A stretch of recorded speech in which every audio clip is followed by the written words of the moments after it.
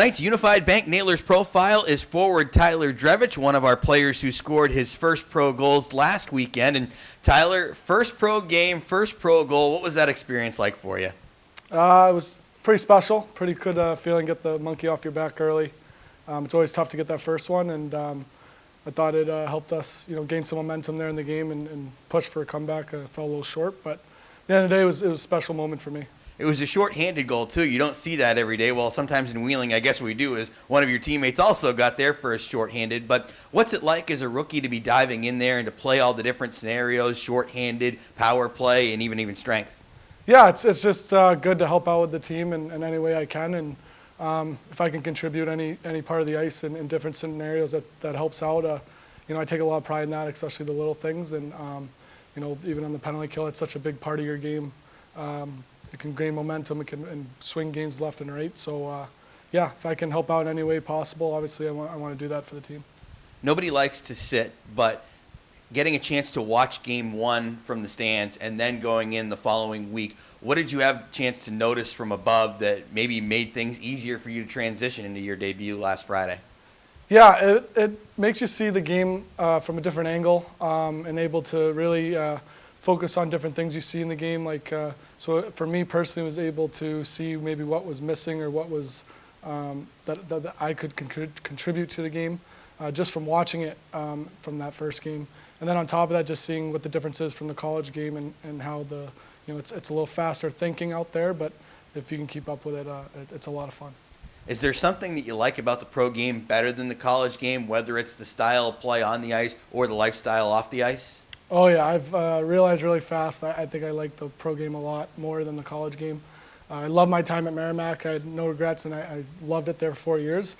But I definitely hit my stride where I was ready to move on to the next step in my life. And this chapter has been great to me so far. It's everything from the off ice and how you got to treat your body like a pro and treat your day as a pro. And it's not just the on ice and at the rink, but just how you're eating, how you're preparing, how you're sleeping. It's all on you. There's no one watching over you. And that's a really cool moment. You and I had a chance to chat during one of the in-between period interviews, and you told me that your dad got to be here to see your first goal. How special was that? Yeah, that was pretty special. He drove the day of the game and drove the 9 hours out and had to rent a car and everything. So I was very fortunate to have him in the stands. He's been with me since I started skating, and he's part of the reason, and if not the reason, I started playing hockey in the first place. So it was a very, very special moment to have him there. He went to almost every college game I played, and to have him, drive cross country to see my first 2 pro games was a very special moment. In a year like this where you can't take anything for granted, you guys have a bubble scenario, how much do you recognize moments like that so much more where he's willing, like you said, to make that sacrifice, drive that much more, and in a year where guys may not get a chance to play in front of their parents so much? Yeah, I think it hit me more when you reflect on it after he leaves that, we are in a pandemic and there's a lot going on in our world. So the fact that, he could step away from his coaching job back home and then travel cross country, social distance, and have to go through the proper channels where, he didn't even stop for food because he brought all his food. He didn't want to get exposed or anything like that. It makes it almost, you appreciate it more just because of how much more he actually had to go through just to get here. He actually played in this building and in this league in the mid-'90s. Have you guys had conversations about what the ECHL was like when he played in it, and what was his reaction watching you play at this level and seeing how much the game has changed in that time? Yeah, we've had a couple of chats about it, especially when he's here this weekend, and he actually said that he always loved playing in Wheeling, even though he was a visitor, just because the fans were always great here, and it was always a great crowd and great atmosphere to play in front of. And he said that didn't even change. He could see it in the building this weekend, even with the limited numbers with the virus going on. And he joked around saying he thinks he could still play. And believe it or not, I think he still could. The guy still looks like he's still in shape, and he still wheels out there.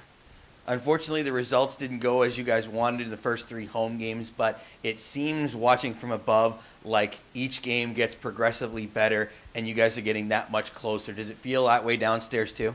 Yeah, it does. I think it's whatever it is. The first couple of games of the year, you got to find the mojo within the group, and I think we got a great group in the locker room, but on the ice as well. And you can see it starting to click, and guys are starting to find the rhythm, and I think this weekend coming is going to be a big one for us to really jump in stride.